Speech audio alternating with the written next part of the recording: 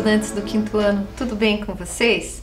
Espero que vocês estejam bem, todos em casa, protegidos. Para essa aula, nós vamos precisar do caderno ou folha de registro, onde vocês estão fazendo habitualmente a aula de vocês, uma folha para atividade, lápis, borracha, apontador, o básico de sempre. Eu vou dar um minutinho para vocês ajeitarem o material e um local para assistir a nossa aula.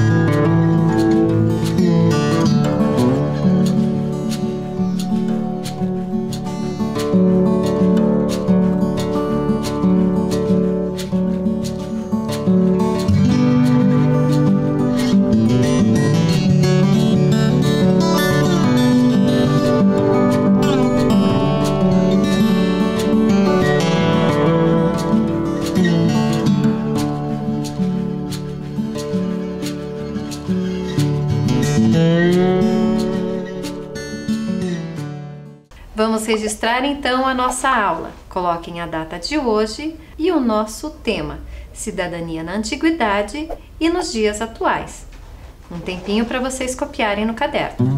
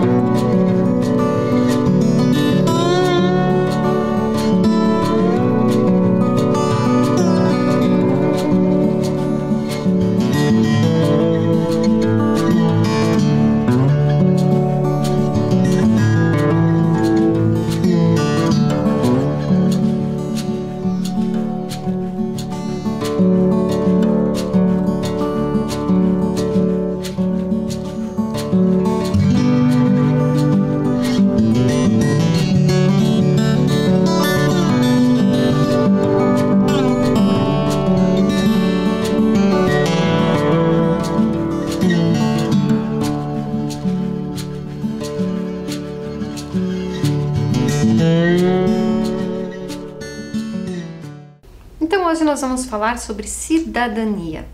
Mas o que é ser um bom cidadão? O que é ser cidadão? E o que é cidadania? O que significa? Vamos prestar atenção, porque eu fui buscar no dicionário o significado dessas palavras. Cidadão, habitante de uma cidade. Indivíduo no gozo dos direitos civis e políticos de um Estado.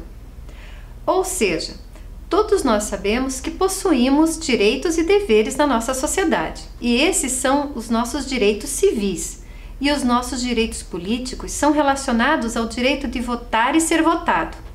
No nosso país, vivemos em uma democracia, ou seja, todas as pessoas podem se candidatar a cargos políticos e todos os brasileiros podem votar.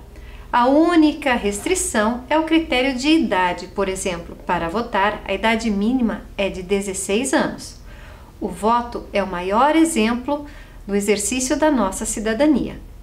E cidadão também é o indivíduo que recebe título honorífico de uma cidade, ou seja, quando ele faz alguma coisa e que reflete em benefício para toda a cidade ou para grande parte da população.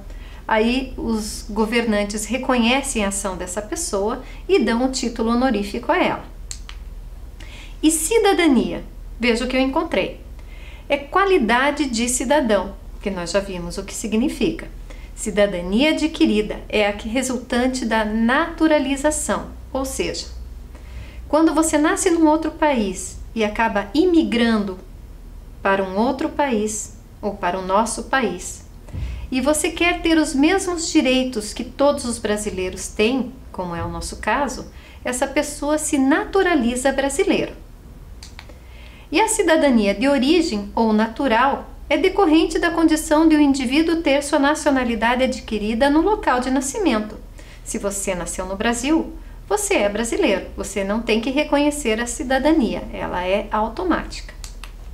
Mas para simplificar tudo isso, vamos copiar no nosso caderno.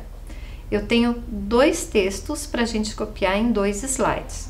Então, presta atenção, porque nós vamos precisar mudar o slide e você não pode perder o seu texto. Primeira parte. Cidadão é a pessoa, homem ou mulher, que possui direitos e deveres na sociedade em que vive. Todas as pessoas que moram em uma cidade são considerados cidadãos. Eu vou dar um tempinho para você copiar.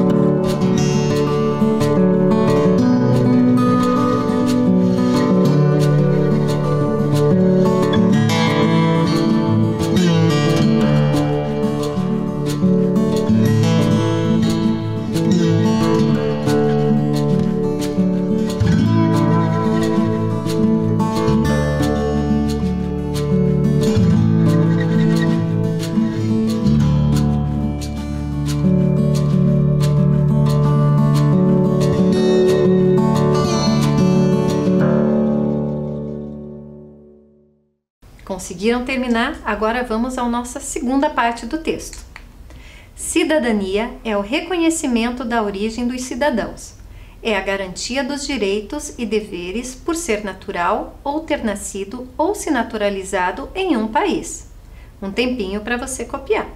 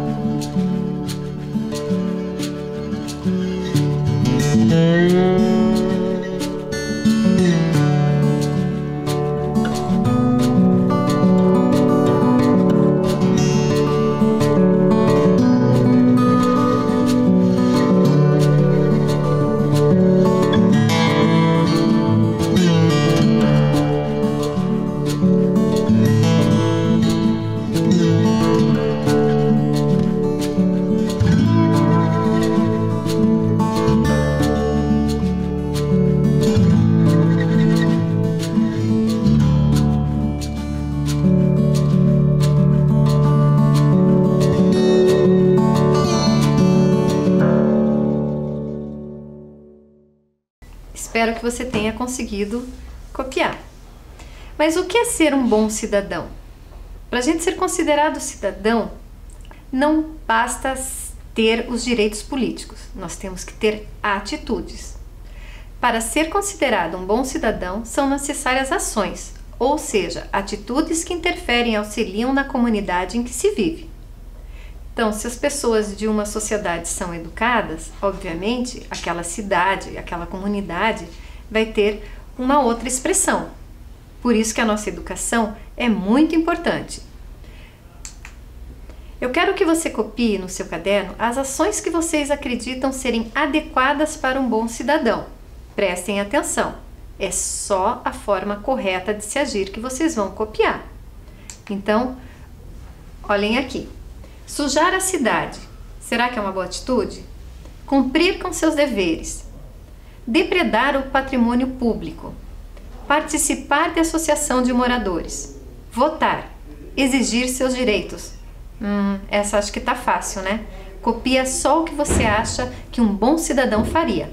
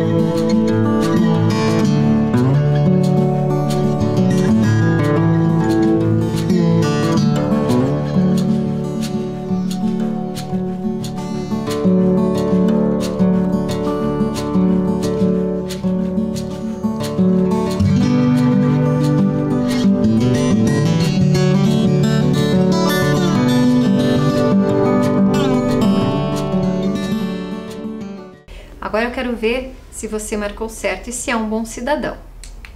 Cumprir com seus deveres. Parabéns, você é um bom cidadão. Participar da associação de moradores. Também é uma boa atitude. Votar é essencial. E exigir os seus direitos. Obviamente, sujar a cidade e depredar o patrimônio público, nem pensar. Mas quais são os nossos direitos e deveres? Nossos direitos e deveres estão garantidos em vários documentos que são válidos para todos os brasileiros, nascidos ou naturalizados. O principal deles é a Constituição Brasileira. Ela é a carta máxima para a elaboração de outras leis. Segundo a Constituição, todos os brasileiros são iguais perante a lei, artigo número 5. Isso nos garante a igualdade independente das nossas origens. Então, esta é a nossa Constituição brasileira. Quando a gente fala que ela é uma carta máxima, é que nenhuma outra lei do nosso país pode tirar os direitos que são garantidos pela Constituição. As crianças e os adolescentes ainda contam com uma proteção especial aos seus direitos e deveres. É o Estatuto da Criança e do Adolescente, o ECA. Você conhece o ECA? É esse livrinho aqui. Neste livrinho estão relacionados todas as obrigações dos órgãos públicos, das famílias para com a criança, como também os direitos e os deveres das crianças, porque sim, criança também tem deveres.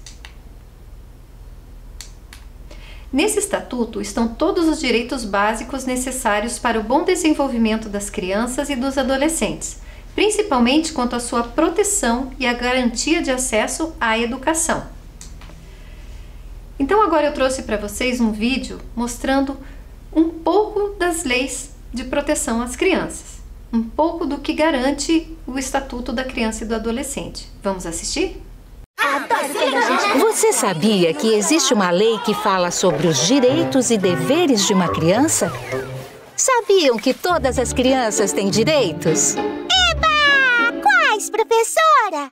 Direito à educação, à saúde, ao respeito, à proteção, à alimentação, a brincar e a ter uma família. Ah, isso a gente já sabe.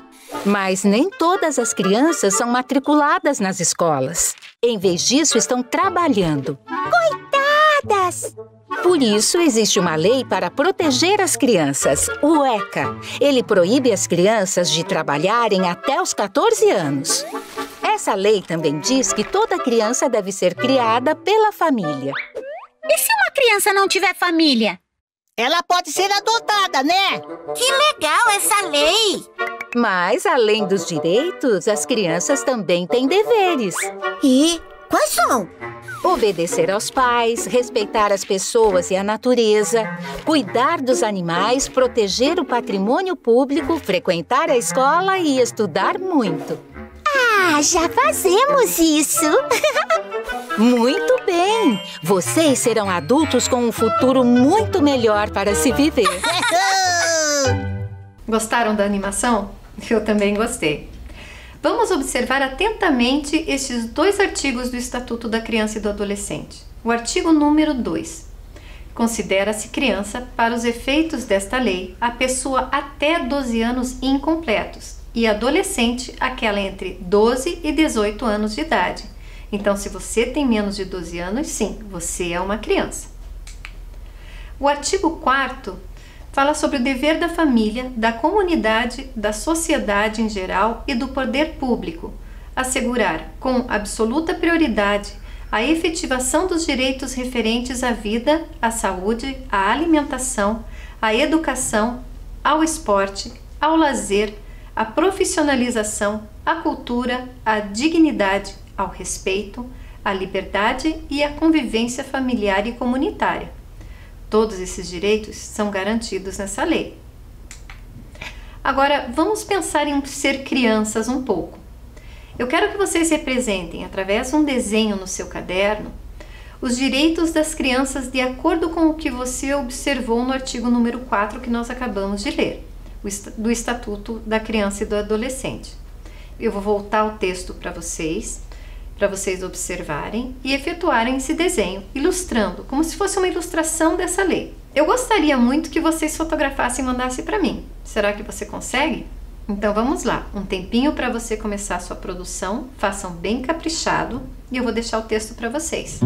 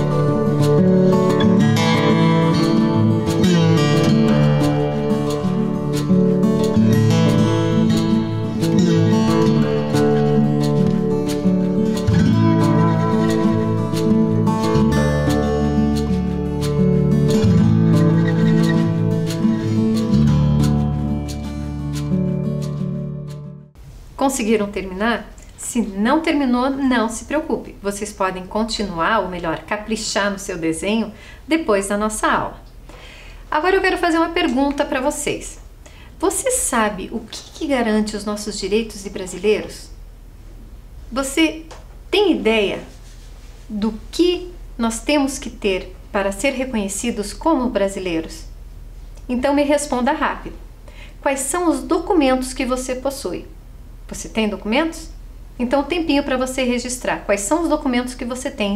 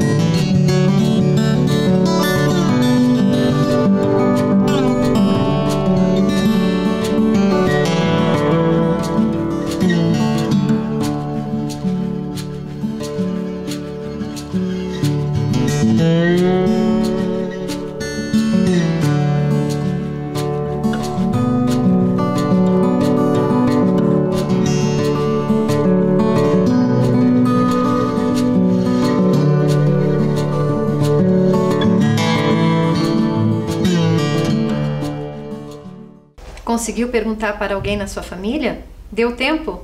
Então vamos ver se você acertou. Certidão de nascimento. Certidão de nascimento é o documento principal para todo brasileiro desde o seu início da vida, porque através dele você prova que você nasceu no seu território, que é filho dos seus pais, obviamente, e que você está sujeito aos privilégios políticos de ser um cidadão brasileiro.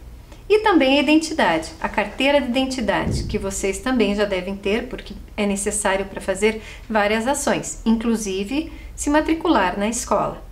Acertaram? Então tá ok. Mas será que todos os direitos políticos ou direitos humanos existiram em todo o período da nossa história? Será que na humanidade, como nós já estudamos em aulas anteriores, as pessoas tinham o seu direito garantido? Vamos voltar um pouco no tempo do Antigo Egito. Eu trouxe para vocês esse quadrinho, vocês devem ter estranhado no começo da aula, mas na aula de cidadania a professora estava com um quadrinho de papiro egípcio. É que eu quis ilustrar para vocês que na nossa sociedade, ou melhor, na história da nossa humanidade, nem sempre nós tivemos os nossos direitos garantidos. Por isso, nós vamos comparar a nossa cidadania com como estava organizada a sociedade egípcia na antiguidade. Trouxe para vocês a linha do tempo.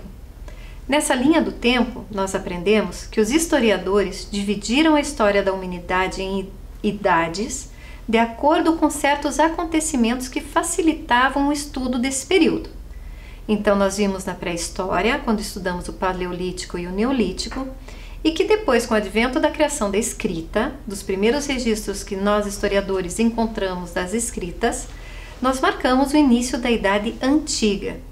E essas escritas, elas eram do Antigo Egito, que estavam dentro das tumbas. Então, na nossa aula de hoje e na próxima aula, nós vamos conhecer um pouco mais sobre a civilização egípcia antiga. A escrita foi o marco inicial desse período da história. Através dessas escrituras antigas, os hieróglifos, conseguimos conhecer um pouco do modo de vida da sociedade egípcia antiga. Mas por que nós estamos vendo o Egito? Simples. Os egípcios, a comunidade egípcia, ou melhor, a civilização egípcia, ela foi uma das primeiras civilizações que se organizaram na nossa história. Então, a sua escrita permitiu que os historiadores reconstruíssem o seu modo de vida, o que eles faziam, como estavam organizados na sua sociedade, quem eram as pessoas mais importantes, quem era a grande parte da população. E essa escrita, vocês vão observar nesse quadro, que ela é bem diferente, não tem absolutamente nada parecido com o nosso modo de escrever. São desenhos que representam letras e também números. Presta atenção, quais são os animais que você consegue identificar? Um minuto para você observar essa tela.